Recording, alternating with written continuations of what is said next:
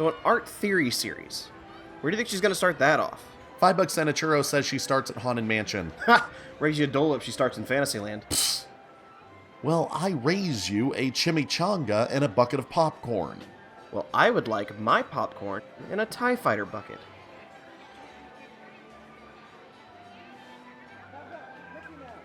You haven't even left Main Street yet?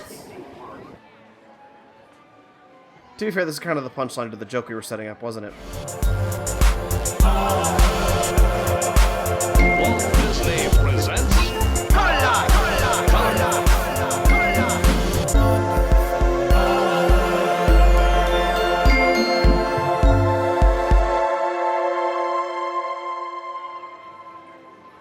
Okay, meta narrative comedy aside, why are you starting here?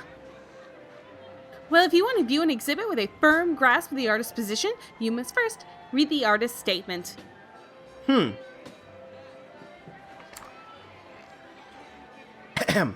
Official statement of one Walt Disney before Senator McCarthy and the Committee of Un-American Not like that. An artist's statement is a small piece of writing before an exhibition or a work that provides the viewer with context about the artist and their process. Why is that even necessary? Shouldn't the work of the artist speak for itself? You would think so. That's actually a point of contention in the art world. Many artists that I went to school with, and also in the larger art community, believe everything a viewer needs to understand should be in the artwork itself. Many well-known artists throughout recent history refuse to even title their works, leaving the visual image as the only context for the viewer to receive. However, artists have only had the luxury of titling their works or not relatively recently.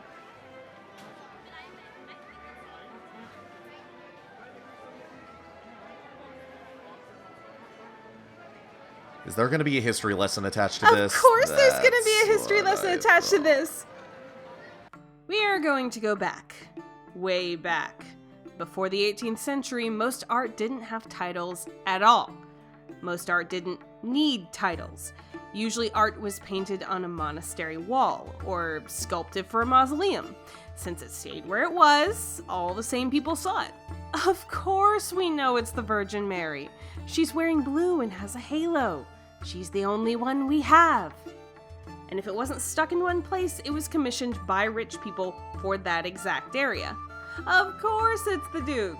He's my uncle. The only problem that arose was if someone from out of town came by or the art itself traveled. Then you'd have to explain to someone who that noble or local legend was. Abbé de Beauce complained of the necessity of artists having to write short little descriptions at the bottom of their paintings in 1719.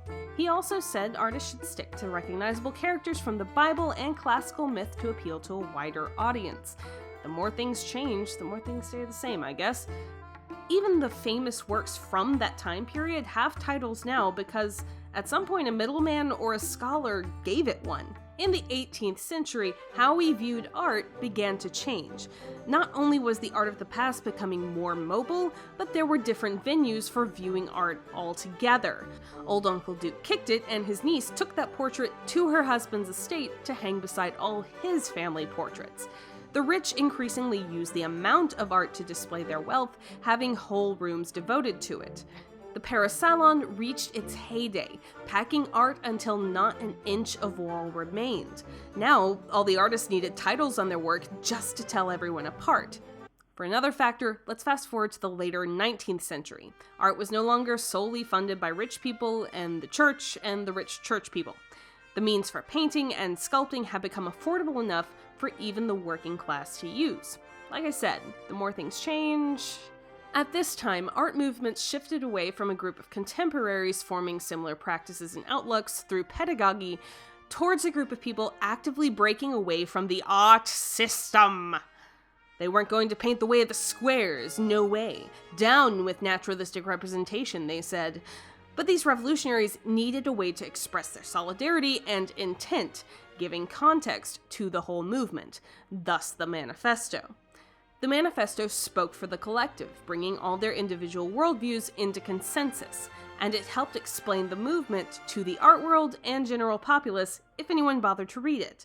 Fast forward again to the 70s and 80s. Artists were part of so many disparate styles and methods, it was harder to group them together into movements. However, they still felt the need to explain the context of their work to their viewers. The instant recognizability of the Renaissance gave way to the artists revealing their message through their process. So artists started writing individual statements to be shown with their work, a personal statement for the artist. And these proved so helpful that gallery owners, art schools, and museum curators began requiring them of new artists and writing their own statements for older artists. This is not an easy process. So, this is a good learning experience for me in not to procrastinate. Because there is a video I was going to use to illustrate this point of footage from a VidCon edutainment panel in 2016. And after about 2 years, that video no longer exists, and I did not download it in time. Sorry. So I'm going to have to recreate this lovely moment with socks. So this is Derek of Veritaserum, that channel, and then this is Sarah Green of The Art Assignment. And they were on this panel about, balancing entertainment and education and getting the point across. It is rough having to go to an art museum and see those insipid blurbs in front of each painting, telling me how to think. As someone who wrote those blurbs in the art museums, I can tell you it's very difficult to form, and how you have to make sure all the educated and uneducated understand what you mean without jargon. And then the whole audience went, ooh, and Derek felt a little bad, and then they had a lovely discussion. So, yeah, it was funny to me. In a global society, art can no longer speak for itself because we all start from different perspectives. It's not just the artist's individual thought process, but their unique background that a statement can teach us.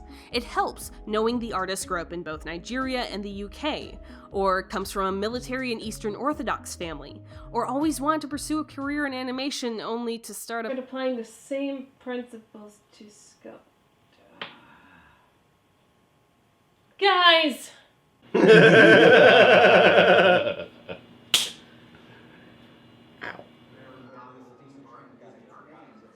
So as art viewers, we are no longer all stuck in the same place with all the same background. Great, but if artist statements didn't become a thing until the 70s, what's your excuse for Disneyland, which opened in 1955?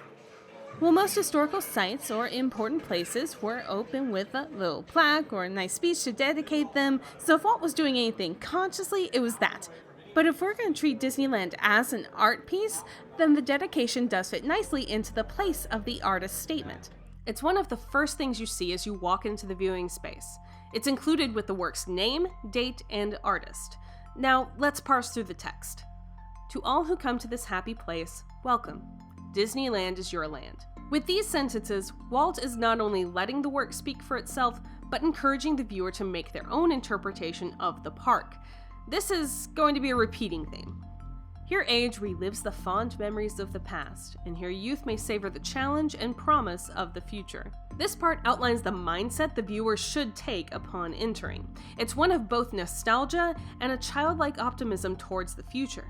And these views are not mutually exclusive, nor are they confined to the plausible, encompassing all of creativity and imagination.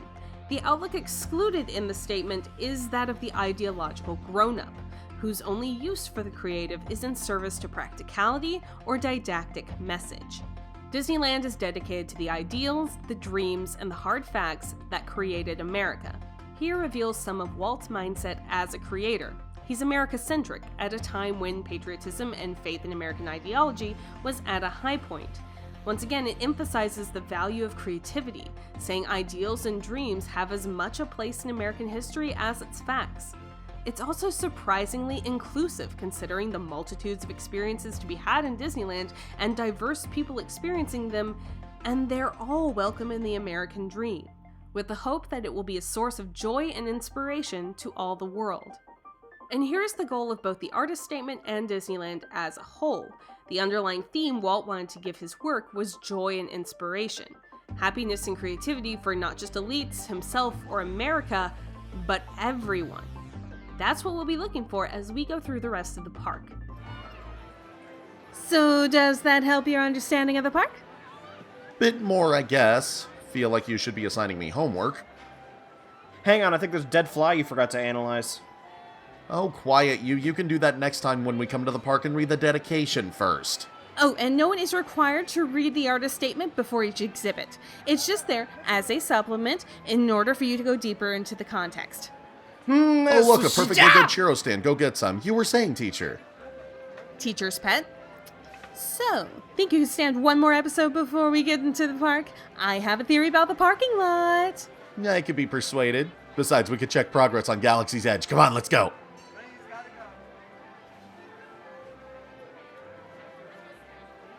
Guys?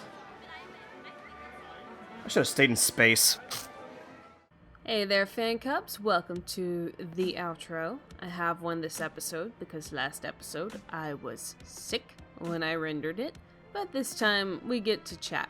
Thanks for watching. I hope you enjoyed. So everyone who helped with the video should be in the credits, and links should be in the little eyes up top in the video, so give them some love if you will. Don't forget the 3 rules of the outro: like, share, subscribe, and hit that bell if you want notifications. Also, if you would like to help support the channel, I have a Patreon linked in the bottom because I'm not a partner yet, and also a coffee if you want to just make a one-time tip donation. All these things support the channel and go towards making excellent videos. Anyways, thanks for listening. I will see those of you going to VidCon at VidCon. Yeah.